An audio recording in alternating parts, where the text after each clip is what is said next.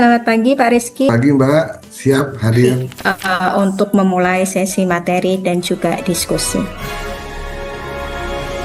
Ini adalah grup kita, PGN atau Perusahaan Gas Negara, atau sekarang lebih dikenal jadi Pertamina Gas Negara. Sebetulnya adalah Pertamina kecil ya, punya anak perusahaan dari upstream, midstream hingga downstream. Ada PGN Saka, bergeraknya di hulu migas, ngebor menghasilkan minyak atau gas. Yang kedua ada PGN LNG, ini yang mengoperasikan FSRU. Itu adalah kapal LNG untuk mengubah LNG yang berbentuknya cair menjadi gas. Yang ketiga ini ada PGN Gagas, pada bisnisnya ada di CNG, adalah gas yang dimampatkan bisa dijual dalam bentuk tabung-tabung. PGN Solution bergerak di bidang EPC atau Engineering, Procurement and Construction. Selanjutnya adalah PGN Com, ini adalah mempunyai bisnis di bidang telekomunikasi, terutama fiber optik, karena dilindungi oleh rockdam atau pelindung batu. Dia yang paling handal karena dia ada paling safe gitu. Selanjutnya kita juga ada PGN Mas. PGN Mas itu tentang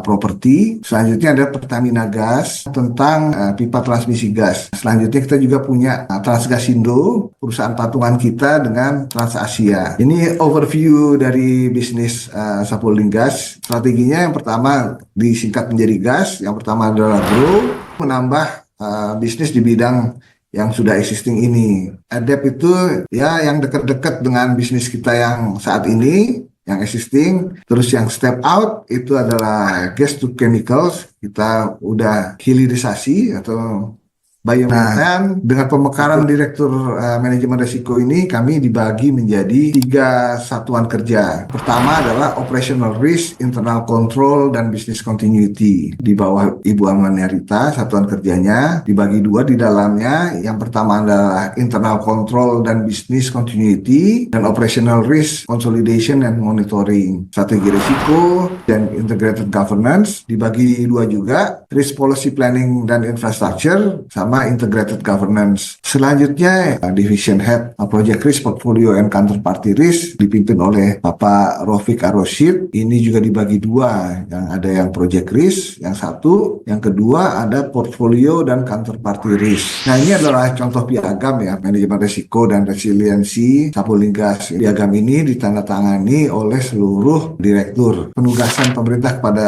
kami. Yang pertama itu HGBT, harga gas bumi tertentu. Selanjutnya adalah penugasan mengenai Jargas untuk ke rumah tangga dan pelanggan kecil. Selanjutnya juga ini stasiun pengisian bahan bakar gas, ini SPBG.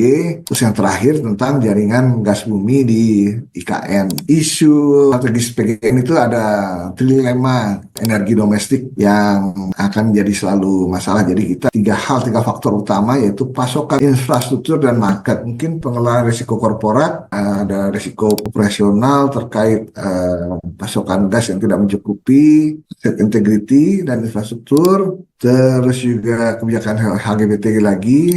Syngas ini yang terdiri dari batu bara diolah sehingga masuk ke jaringan pipa kita. Karena pasokannya menurun di Sumatera, makanya kita mengupayakan alternatif pasokan gas dengan melaksanakan Syngas ini. Dengan biometan juga ada, seperti dengan POME, ada yang dari kelapa sawit, juga yang dari tebu ya. Terima kasih Bapak Ibu atas perhatiannya. Wassalamualaikum warahmatullahi wabarakatuh. Semoga dapat bermanfaat. PGN atau Perusahaan Gas Negara adalah perusahaan Pertamina yang bergerak di industri migas yang memiliki anak perusahaan di 3 tingkatan. Strategi di PGN ada namanya Gas, Grow, Adapt, and Step Out. Struktur organisasi Direktorat Manajemen Risiko yang terdiri dari 3 subdivisi. Penugasan pemerintah kepada PGN. Ada HGBT atau harga gas bumi tertentu, jaringan gas bumi untuk rumah tangga dan pelanggan kecil, stasiun pengisian bahan bakar gas atau SPBG, ada juga jaringan gas bumi di wilayah IKN. Strategis PGN terdiri dari pasok, market, dan infrastruktur. Rekapitulasi top risk PGN 2025 ada risiko operasional, risiko kebijakan sektoral seperti bertambahnya kerugian dan berkurangnya margin. Growth strategi Sapuling Gas diupayakan dengan Syngas, ada juga dengan biometan, ada juga dengan POME. Itulah 7 poin kesimpulan dari materi webinar yang telah dibawakan oleh Bapak Rizky Amin itu.